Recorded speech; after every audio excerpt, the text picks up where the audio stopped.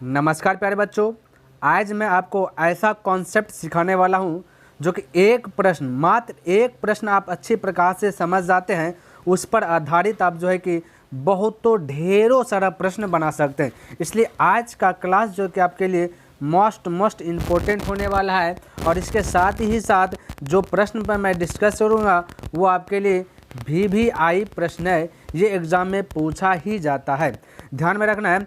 तो शुरू से अंत तक देख लीजिएगा, बिल्कुल थोड़ा सा भी स्किप नहीं कीजिएगा क्योंकि बहुत सारा चीज़ से आप वंचित हो जाइएगा। तो ध्यान से देखिएगा और समझने का प्रयास कीजिएगा।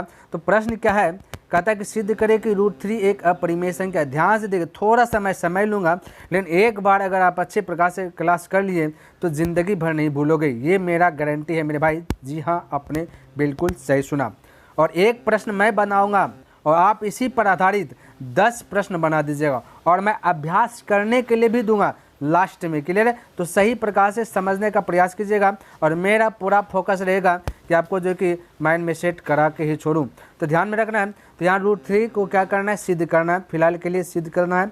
तो सबसे पहली बात साथियों, कोई भी चीज़ सिद्ध यानी प्रूव करने की बात आता है तो हमें कुछ ना कुछ पहचान पत्र दिखाना पड़ता है, कुछ ना कुछ आइडेंटिटी कार्ड दिखाना पड़ता है। दिखाना पड़ता है कि नहीं दिखाना पड़ता है? बिल्कुल दिखाना पड़ता है। उसी प्रकार से हमें, हालांकि सबको पता है कि √3 एक अपरिमेय संख्या है, लेकिन इसे हमें सिद्ध करके बताना है कि अपरिमेय संख्या आखिर क्यों है। क्लियर है? तो फिलहाल के लिए हमने इसको √3 को सिद्ध कर लेना भाई, इससे तो थोड़ा सा आगे इसको बढ़ाना है ना। तो फिलहाल के लिए हमने क्या मान लिया कि माना कि √3 एक परिमेय संख्या है। बनाने से पहले आपको सॉल्यूशन लिखना इस प्रकार से सॉल्यूशन n को ऊपर में लिखने का प्रयास कीजिएगा, ध्यान में रखना है, ठीक है। तो इस प्रकार से आपको सॉल्यूशन या फिर हल लिख करके आगे बढ़ना। तो हमने क्या माना, जिस प्रकार से मैं बता रहा हूँ वैसे आपको बनाना है, क्योंकि बहुत सारा स्टूडेंट का जो कि नंबर कट जाता है क्योंकि बनाने का सही तरीका उसको पता नहीं रहता है। क्लियर? तो माना कि √3 एक परिमेय संख्या, समझने का प्रयास कीजिएगा। अच्छा बोलिएगा कि सर जी ये √3 अपरिमेय संख्या है, तो परिमेय संख्या क्यों बने? मेरे भाई इसको मैं अपरिमेय संख्या ही दिखाऊंगा, लेकिन फिलहाल के लिए परिमेय संख्या मान लेता हूँ। आप सब खुद जानते होंगे कि नचनिया देखे ना, नचनिया देखे ना भाई, यानी डांसर आदमी सबको देखेगा, लड़का बन जाता है लड़की, बॉय क्या बन जाता है, गर्ल बन जाता है। यानी गर्ल का वेशभूषा जो कि ग्रहण कर लिया है ना, और वो फ्रॉक व्रॉक पहन लिया तो वो गर्ल बन गया। लड़का ही गर्ल बन जाता है, नकली बाल लगा लिया तो गर्ल बने, तो गर्ल का वेशभूषा अलग है। उसी प्रकार से मैं इसको आगे बढ़ाने के लिए फिलहाल के लिए इसको बोल दिया कि ये परिमेय संख्या, और परिमेय संख्या का तो वेशभूषा आपको पता होनी चाहिए। यानी कि अपरिमेय संख्या आपका बॉय है तो परिमेय संख्या आपका गर्ल है। तो बॉय का पहनावा कुछ और है, गर्ल का पहनावा कुछ और है। तो गर्ल कहता है कि हम जो रहेंगे P/Q के रूप में रहेंगे, यानी P/Q के रूप में रहना पसंद करता है। कौन? परिमेय संख्या। लेकिन अपरिमेय संख्या P/Q के रूप में रहना पसंद नहीं करता।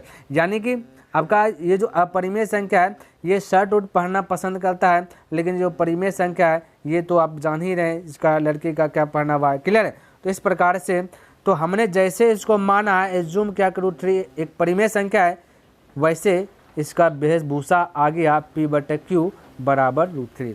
यानी कि अब मैं कह सकता हूँ कि √3 अब जब परिमेय संख्या मान ही लिया तो परिमेय संख्या का वेशभूषा आता है P/Q।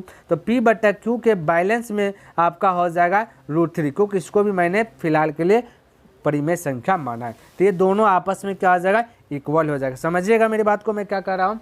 तो ये दोनों इक्वल हो गया। एक कंडीशन देना है, वो कंडीशन क्या, हमेशा के लिए आपको ये कंडीशन लिखते रहना, इसी के सीधा में लिख लेना। तो कंडीशन ये है, जहाँ P एवं Q सहअभाज्य पूर्णांक संख्या है ना, सहअभाज्य पूर्णांक संख्या है और Q नो इक्वल टू 0, यानी Q का वैल्यू कभी भी 0 नहीं होना चाहिए, इसका मतलब ये है। और सहअभाज्य पूर्णांक का मतलब होता है 2 या 2 से अधिक संख्याओं का HCF की बात कीजिएगा तो वो 1 होगा, तो वही आपका सहअभाज्य पूर्णांक है। तो P और Q का जब भी एलसीएम लेने की बात आएगा तो एलसीएम उसका HCF उसका आपका 1 आएगा। क्लियर है? ध्यान में रखना।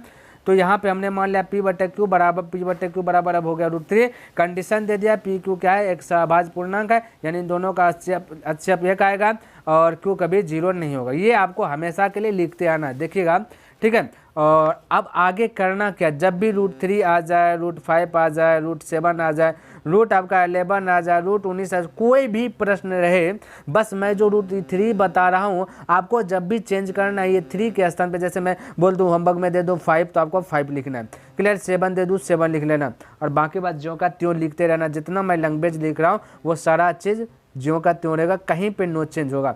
अब ध्यान से देखना, आपको करना क्या है, इसके साथ थोड़ा सा खेल कूद करना है, यानी कि जब गर्ल बन गया तो इसके साथ खेल कूद करता है ना, तो यहाँ पे खेल कूद करना है, ठीक है, ध्यान में रखना। तो क्या चीज़ भाई, दोनों साइड इसका करना वर्ग कर देना है, क्योंकि हमें इसको चेंज करना है। जब तक चेंज कीजिएगा नहीं तो आगे बढ़ेगा प्रश्न कैसे, और आगे जब तक बढ़ेगा नहीं तब तक प्रूफ कैसे करेंगे। बिल्कुल सही है कि नहीं है, बिल्कुल राइट है ना। तो क्या करना है, दोनों तरफ वर्ग कर देना है। तो हमने यहाँ पे लिख लिया दोनों तरफ वर्ग करना है। जैसे वर्ग किए तो वेशभूषा हो गया P/Q पर भी वर्ग हो गया, अब बैलेंस हो गया √3 पर भी वर्ग हो गया, जैसा कि यहाँ पे मैंने लिख लिया। अब ध्यान से देखिए, अब मैं इसको इस प्रकार से कह सकता हूँ कि इसका वर्ग का मतलब होता है कि P पर भी स्क्वायर है और Q पर भी स्क्वायर है, और √3 का वर्ग होता है साथियों 9, और 9 का बाहर आने की बात आ जाए तो 3 आ जाता है, क्लियर है। यहाँ तक किसी को डाउट नहीं होना चाहिए। तो उसी प्रकार से हमने यहाँ पे लिख दिया कि P²/Q² बराबर क्या हो गया, 3 आ गया। यहाँ तक किसी को दिक्कत नहीं।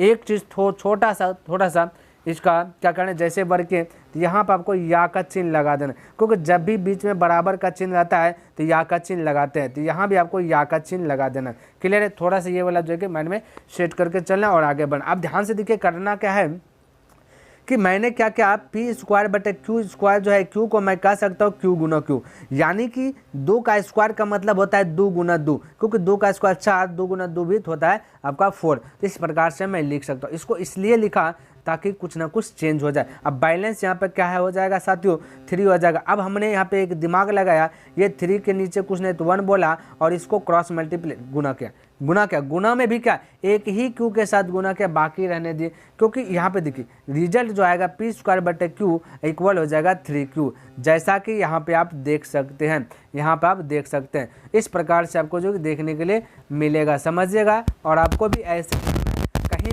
कुछ चेंज नहीं करना, बस 3 के स्थान पे 5, 7, 11 जो भी प्रश्न थे वो चीज़ आपको कर लेना है, क्लियर है।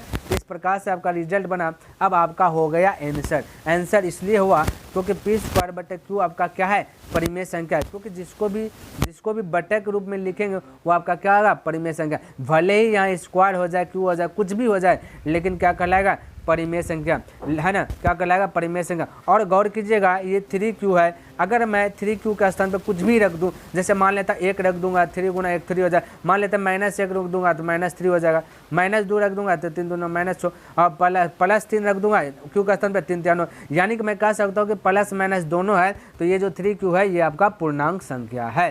क्या मैं बोल सकता हूँ कि 3Q क्या है, आपका पूर्णांक संख्या है। बस वही चीज़ हमने यहाँ पे लिखा कि अतः P²/Q एक परिमेय संख्या है, परंतु 3Q एक पूर्णांक संख्या है। और ये सारी चीज़ें आपको पता होनी चाहिए, यहाँ पे होगा पता होनी चाहिए कि कभी भी साथियों परिमेय संख्या, समझिएगा मेरी बात को, परिमेय संख्या और बैलेंस कभी भी पूर्णांक संख्या नहीं होता है। माइंड में आप सेट कर लेना, तो ये दोनों कभी भी बैलेंस नहीं होगा। वही चीज़ यहाँ पे लिखे, इसलिए परिमेय संख्या नो केवल पूर्णांक संख्या, क्योंकि परिमेय संख्या का पहचान अलग है। परिमेय संख्या का पहचान है P/Q, अब पूर्णांक संख्या का पहचान है प्लस और माइनस, तो ये दोनों आपस में बैलेंस नहीं होगा। और जब नहीं होगा तो मैं पक्का कह सकता हूँ कि ये आपका √3 क्या है, अपरिमेय संख्या है। अब यहाँ लास्ट में लिख देना है अतः √3 एक अपरिमेय संख्या है। तो यही आपका प्रूव्ड हो गया, क्लियर है। आई होप कि आपको ये समझ में आ गया हो। एक बार फिर से आप देख लीजिएगा, मैंने क्या कि इसको सिद्ध करना था, फिलहाल के लिए इसको परिमेय संख्या मान लिया। अब परिमेय संख्या का वेशभूषा आता है P/Q, तो P/Q का बराबर ये हो गया, और हमने लिख दिया कि जहाँ P और Q क्या है, सहभाज्य पूर्णांक संख्या है, इस प्रकार से दिखा दिया। और यहाँ से ध्यान से देखिएगा, दोनों तरफ आपको वर्ग कर देना है। वर्ग करने के बाद ये वाला रिजल्ट आ जाएगा, इसको थोड़ा सा हल कीजिएगा तो P²/Q² और ये √3 का वर्ग हो जाएगा 3 हो जाएगा।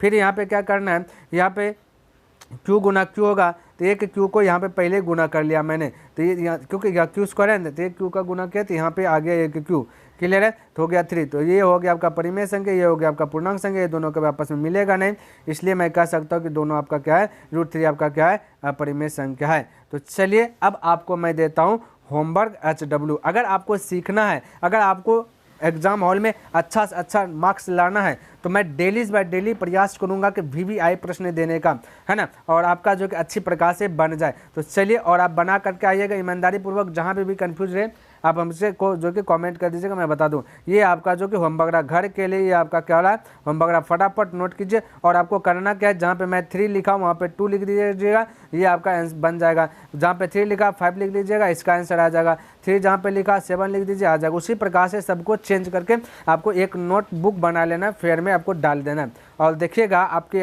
पास जो कि एक अंदरूनी ताकत आ जाएगा कि लगेगा कि ये सब मैं जानता हूँ। तो आई होप कि मैं जो भी प्रश्न बताया सभी प्रश्न आपको अच्छी प्रकार से लर्न हो गया होगा, और टोटल जो भी मैंने अभ्यास करने के लिए दिया ये भी आप जो कि उम्मीद करता हूँ कि अभ्यास करके ही आएंगे।